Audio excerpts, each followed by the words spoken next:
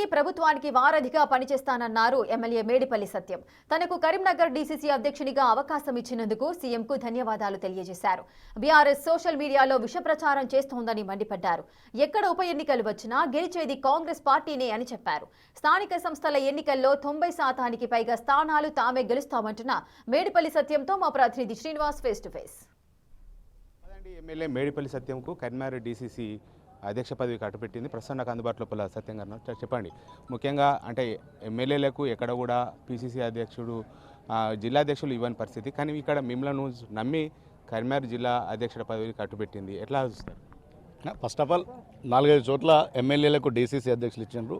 ఇది నిజంగా పూర్తిగా గతంలో సాంప్రదాయానికి భిన్నంగా ఏఐసీసీ నుంచి అబ్జర్వర్స్ వచ్చి క్షేత్రస్థాయిలో కార్యకర్తల యొక్క అభిప్రాయాలు తెలుసుకొని ఒక ప్రజాస్వామ్య పద్ధతిగా ఈ జిల్లా కాంగ్రెస్ అధ్యక్షుల ఎంపిక చేసిండ్రు. నిజంగా నేను మనస్ఫూర్తిగా నా మీద ఎంతో నమ్మకం కొద్దీ ఈ అవకాశం నాకు ఇచ్చిన కాంగ్రెస్ పార్టీ అధిష్టానానికి, మరీ ముఖ్యంగా గౌరవ ముఖ్యమంత్రి రేవంత్ రెడ్డి గారికి, ప్రదేశ్ కాంగ్రెస్ కమిటీ అధ్యక్షులు మహేష్ కుమార్ గౌడ్ గారికి నేను హృదయపూర్వకంగా ధన్యవాదాలు తెలియజేస్తున్నా.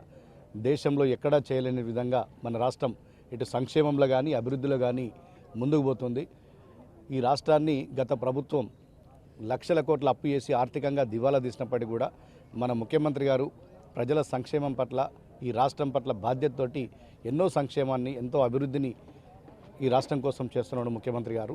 ఇలా ముఖ్యమంత్రి గారు చేసే అభివృద్ధిని ఇటు పార్టీ కార్యకర్తలకు చేరవేసి, పార్టీ కార్యకర్తల ద్వారా ఇటు పార్టీకి ప్రభుత్వానికి వారధిగా కార్యకర్తల్ని తయారు చేసే లక్ష్యంతో పార్టీ. మీరు జిల్లా అధ్యక్షుడు అయిన తర్వాత కొద్ది రోజుల లోపలనే మీకు సవాలు ఎదురవుతున్నాయి, అంటే స్థానిక సంస్థల ఎన్నికలు కావచ్చు, సర్పంచ్ ఎన్నికలు కావచ్చు, దీన్ని ఎలా ఎదుర్కోబోతున్నారు?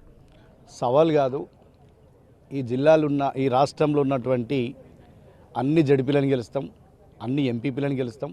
అదేవిధంగా సర్పంచ్లో కూడా 90% అబోవ్ రిజల్ట్ మేము తీసుకొస్తున్నాం. ఇలా కొంతమంది సోషల్ మీడియాలో బీఆర్ఎస్ వాళ్ళు పిచ్చి పిచ్చి ప్రేలాపనలు, పిచ్చి ఏదో మేము సోషల్ మీడియాలో గెలిచినంత మాత్రాన ఏదో జరిగిపోతుంది అనుకుంటున్నారు.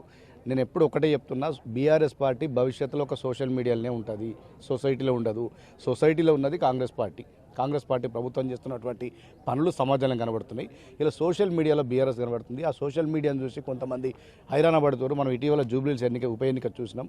అసలు వాళ్ళైతే ఎన్ని ఫేక్ సర్వేలు చేసిండ్రు, రకరకాల ఫేక్ సర్వేలతోటి సోషల్ మీడియాలో ప్రచారం చేసుకుంటూ మేము ఇలా 40,000 మేడతో గెలుస్తున్నాం, 50,000 మేడతో గెలుస్తున్నామని చెప్పి డాంబికలు వాళ్ళకి తీరా చూస్తే ఏమైంది, 25,000 పైల మెజార్టీతోటి ఇలా కాంగ్రెస్ పార్టీ అభ్యర్థి ఉప ఎన్నికలు గెలిచాడు.